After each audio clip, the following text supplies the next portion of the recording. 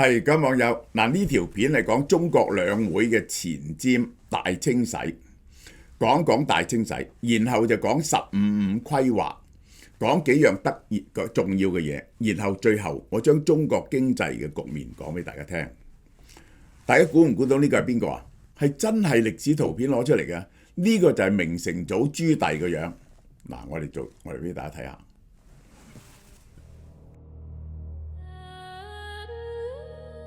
昨日東廠錦衣衛行過街市，聽聞有人出書寫皇上你。呢個世界居然有人自稱好了解我，仲要多角度分析，朕係暴君定雄主？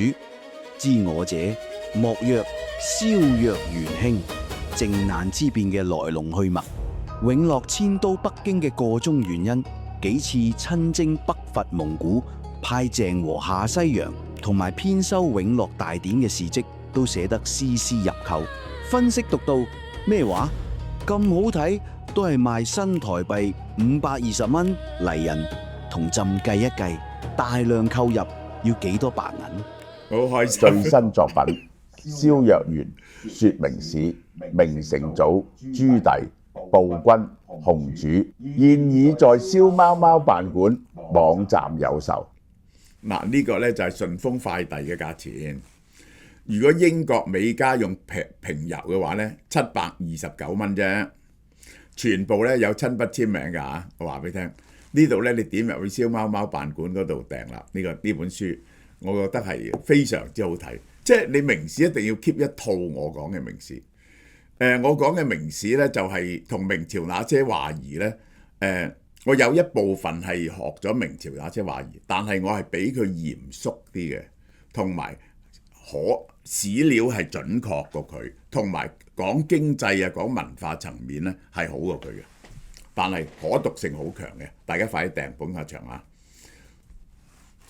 好，兩會前夕嘅政治大清洗，喺重要嘅兩會即係人大呢一個政協開場之前，整頓官場。全國人大常委會撤銷好多個高官嘅人大資格，呢個就係預備清咗場，然後開會。19個第14屆全國人大代表被正式罷免、終止職務，包括咗好多個軍方高層，包括前內蒙古書記第一把手啲地方官員。第14屆全國人大代表大會開會，而家剩翻2878個代表，比起開頭少咗100個人，唔見咗100個人，唔見100個人係3-4% 度啦，3-4% 度啦。呢份被撤銷嘅名單入邊呢，最令人注目嘅呢就係9個將領，其中有9個將領。呢一個9個將領呢一個係5個係上將，呢一個仲有1個中將、3個少將。咁呢就剛啱呢，就政協亦都宣布咗啦，就係又係政協呢又撤除咗10個政協，加埋呢29個人，5個係將領嚟嘅。有啲將領唔係喺人大喺政協嘅，呢個係李強發表重要工作報告，佢呢就係咁嘅，每次兩會嗰陣時呢就講嚟緊1年去點做嘅。3000個人大代表就批准呢個涵蓋經濟、軍事、科技嘅5年藍圖嘅綱要。呢個唔淨止係兩會，仲係15+5嘅開局，第15個5年計劃。約2/3嘅地方目標呢，就已經交咗佢嘅。今年我哋嘅經濟增長幾多？全部都下調，2/3都係下調咗。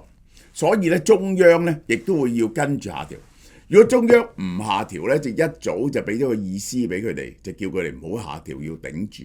但係呢，2/3下調，其實就預告咗中央大約會下調。大概呢，大家估計今年設定嘅目標呢係4.5%至5%。過去3年呢，年年都係5%嘅。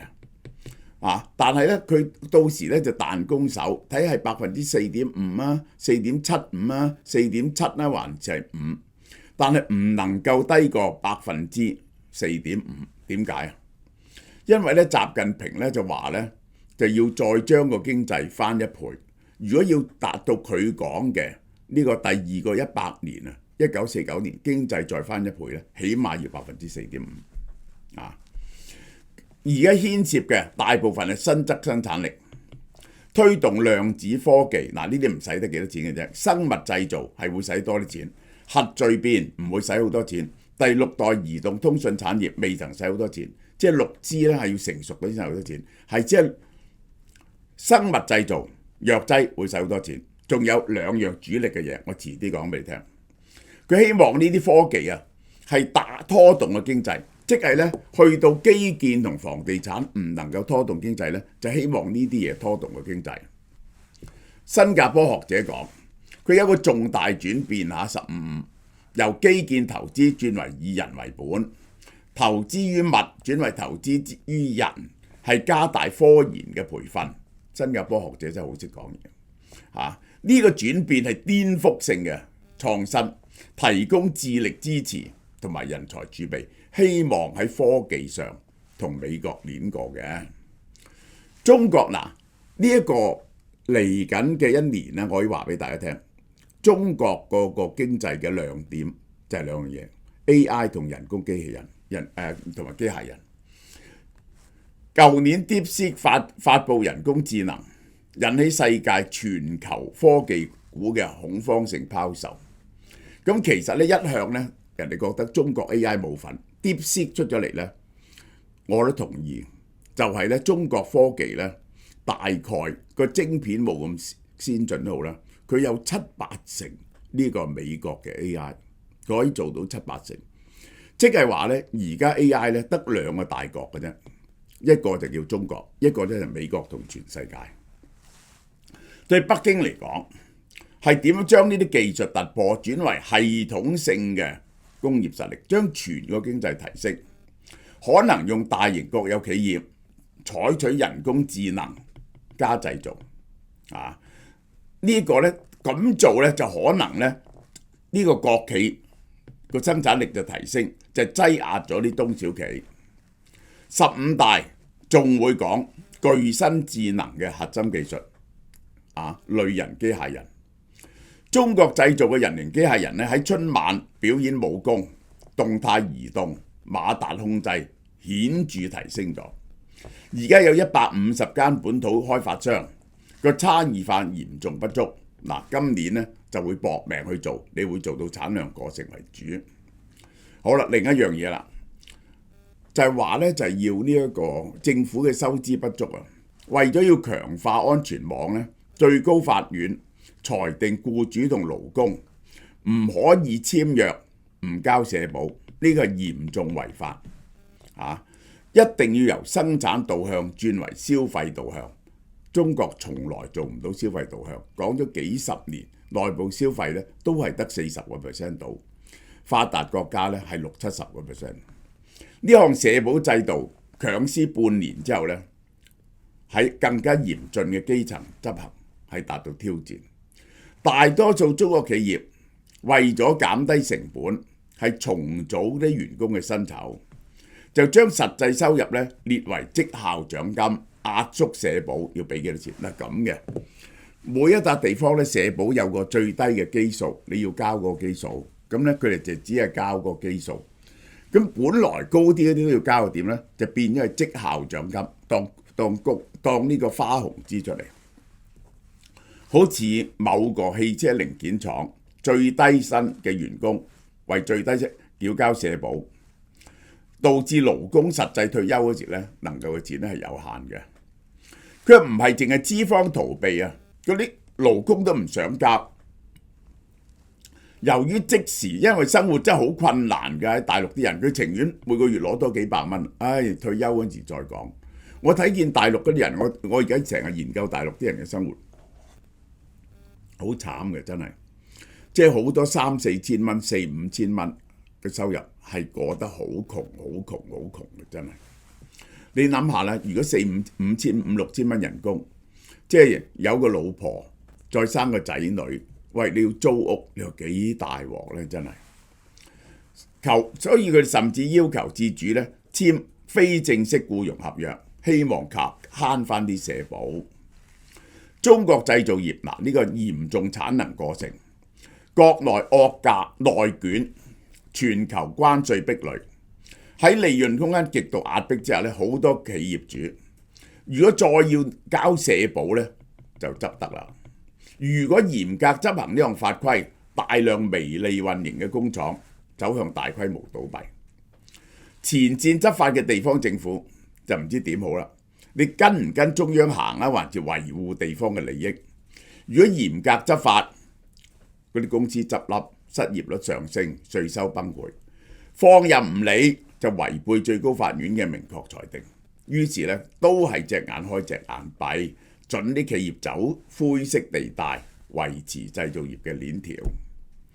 好啦，人民幣國際化，進一步擴大人民幣國際化，係2026年嘅一個關鍵看點。因為尤其是打完幾場戰爭，呢個俄羅斯被制裁呢，中國已經希望盡量使多啲人民幣，但係呢，佢受到殘酷嘅打擊嘅。我講俾你聽，尤其是經過委內瑞拉同埋伊朗呢單嘢咧，伊朗係爭好多人民幣嘅，借咗佢好多人民幣嘅，唔知點算嘅呢隻。目前人民幣喺全球外匯嗰度咧佔2%，同中國強大嘅實體經濟實力同國際貿易地位咧極不匹配，冇辦法嘅。你唔係一個準自由兌換嘅貨幣啊嘛，呢個係美國嘅關稅政策損害咗美元信用。嗰啲經濟學家叫中國加緊推人民幣國際化，冇意思嘅，冇意思嘅。點解啊？第一，你唔係自由兌換；第二，邊個敢用人民幣唔用美金呢？ Donald Trump 就立即經濟制裁佢。我話俾你聽，佢係恐嚇緊呢啲人，派兵去打你都得。中國喺15規劃嗰度咧，刻意去掉咗以前嘅穩慎推進人民幣國際化，即係唔穩唔慎咯。就係要中國用更進取、更具侵略性嘅力度提升貨幣嘅國際地位。呢個而一個方法呢，就係個貨幣唔可以跌嘅，要慢慢升值，就會多啲人用。所以近來呢，人民幣呢係升緊一啲值嘅。喺利率上有潛在升值嘅強烈預期，人民幣就吸引緊啲避險資金。今年1月份，中國證券投資境外資金流入，係炒 AI 股，炒中國嘅 AI 股。呢個不僅反映海外投資者對中國證券資金嘅熱情回歸，為 A 股市場注入咗 liquidity， 香港都係呢個係。中國經濟工作會議發展內部需求係第一要務，要消費，呢個就係中國而家冇辦法靠外貿嚟到拉動經濟增長，統籌促進消費，點樣促進消費？冇辦法促進消費，呢個係死症。點解啊？因為呢個第一就係呢個社會保障制度啊，係太過不夠。我係睇住大陸啲人，佢係有幾十萬咧，佢就攣住死慳死抵儲幾十萬，結果點啊？一場病就冇晒。個爸爸媽媽一場病真係傾家蕩產，要醫幾十萬。咁所以你唔敢使錢嘅，呢個就係擴大有效投資。利用中國超大規模嘅國內市場，想擴大消費做唔到，貧富懸殊。中國嘅資產係集中喺一小撮人手上，而嗰個 social security 就係好差，呢個就係喺政府推出延長假期，消費補貼，舊年已經提出好多消費補貼，舊換新啊啲咁嘅嘢。舊年咧係好翻少少，但係咧已經去到盡咗。今年農曆新年春節，遊客整體花費總額出遊總遊數創下歷史新高。2月份滬深300嘅消費指數有小幅反彈，之前連續5年都唔係好噶啦，已經係好啦，冇得救嘅就係個出生率啦，係歷史上最低水平，人口老齡化。而家要發展銀髮經濟，好多針對性補貼。相對嘅醫療保健安老板塊，亦都好多人買嘅，呢個就係瑞銀首席中國經濟學家指出，官方設定4.5%到5%，唔係意味着官方肯見較低嘅增速，唔得。佢其實咧，如果要個經濟真係轉型咧，係要接受有一兩年經濟甚至係減速，甚至係負數先得嘅。收縮翻個經濟，然後先可以健康成長。4.5%咧係唔可以低過噶啦，因為佢要2049年之前建國之前100年係達到再1倍啊嘛，嗰個 GDP 啊。官方因為中美關係比較好啲，佢希望咧最後可以達到5%嘅。Morgan Stanley 中國政府絕對唔會為咗達標，不惜一切代價推出激進刺激方案。佢話區間指標歷史上咧用於重大經濟承壓時期。呢一個咧就係佢係用一個區間嗰時咧，其實就受到好大壓力，自己冇把握。政策重心鎖定喺供給側嘅科技本土化、基礎設施投資，對於消費領域咧，即係設啲護欄嘅啫。呢個係 Morgan Stanley 嘅睇法。中國舊年推出一系列反內卷，就帶動光伏鋼鐵嚴重過剩嘅板塊，利潤回升翻少少。今年10大反內卷唔准鬥啲價錢，全面涵蓋反壟斷、遏止惡性價格競爭呢啲嘢。兩會期間，官方對於整治內卷係咪有新嘅權威呢？就係中資企業盈利預期嘅核心聚焦點。最近呢，就係唔准車蝕本賣啊嘛，呢個就係好啦。我哋睇下中國經濟嘅真正問題，跟住落嚟嗰啲係我嘅睇法。過去支撐增長嘅兩大中心，出口同房地產失去動力，人口結構不可逆嘅惡化，幾十萬嘅地方城投債，冇辦法再刺激個經濟。新能源嚴重產能過剩 ，AI 同半導體能夠拉動 GDP， 但加深內部就業同消費嘅宏觀矛盾，呢個就係個綱領。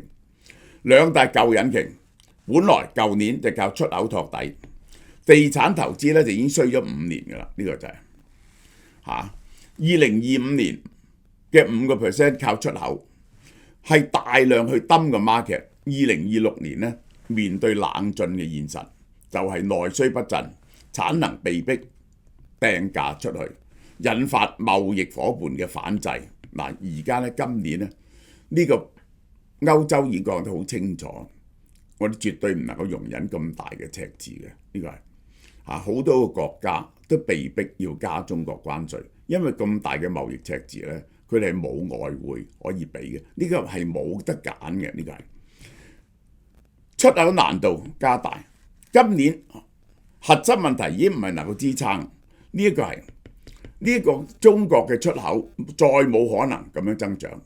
地產數據銷售端2026年最新資訊2月百強房企單月銷售1234億，前2個月總共賣咗2800幾億，比起舊年跌咗30%，舊年已經衰啦，今年再跌30%。投資端2026年1月 Top 100房企攞地總額950億，跌咗52.4%，唔買新地，賣唔出貨，攞地金額腰斬，反映房企保證現金流而唔係擴張。房地產對 GDP 嘅貢獻由投資拉動變咗長期拖累，長期下跌緊，拖住個 GDP， 繼續侵蝕地方政府同居民嘅資產負債表。呢個地方政府買唔到地，冇錢去做基建，無法迴避嘅底層硬約束，人口收縮同巨額債務，呢個2個鎖住中國經濟。人口舊年負339萬，自然增長率負2.41%。舊年人口就少300幾萬，2年就少過香港。65歲嘅人佔咗15.9%，勞動力收縮，壓西整生產力，醫療養老支出急增，家庭更加保守。呢個就係好啦。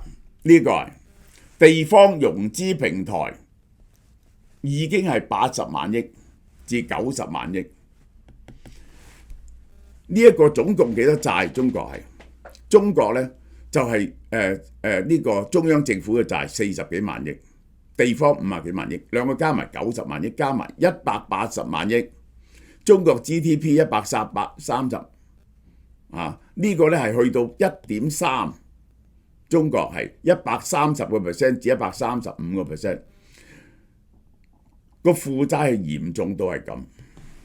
負債嚴重到咁咧唔緊要，嗰個問題咧就係咧，你已經係嗰班債咧嗰個利息咧已經砸死你，新增資金係愛嚟支付利息同換舊債，冇辦法創建實質需求，債務由增長工具變咗經濟拖累啊！好啦，呢個就係債已經壓死晒，呢個就係寄予厚望嘅新引擎幻象，新能源嘅產業鏈產能過剩內卷，變咗經濟包袱，光伏產能擴張嚴重失調，而家咧就要控產能太落後，我睇個頭嗰5間都蝕到阿媽唔認得，過度投資，而家周圍都唔俾，都限制中國嘅光伏板，呢個就係電動車內卷，由利潤端反噬需求端。核心數據最犀利間公司比亞迪2月銷量大跌41%，連續6個月下跌，而且嗰啲公司蝕到死下。中國嘅電動車嘅產能係世界電動車嘅產能嘅1倍，光伏產業又係呢個就係鋰電池又係投資意欲同埋就業吸納力相降。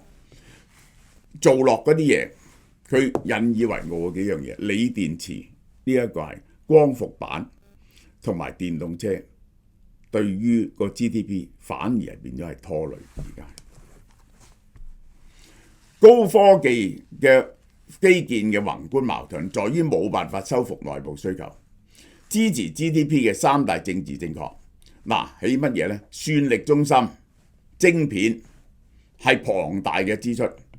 透過國企包裝為國家競爭力，但係呢啲咁嘅嘢咧，宏觀悖論係乜嘢咧？你大量去做 AI、做晶片、做呢啲嘢嘅時候咧，佢係資本密集型，而唔係勞力密集型。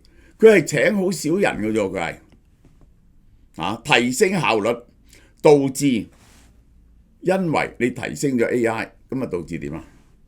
宏觀悖論嚇。呢啲投資半導體 AI 呢啲係資本密集而唔係就業密集嚇，咁啊點啊？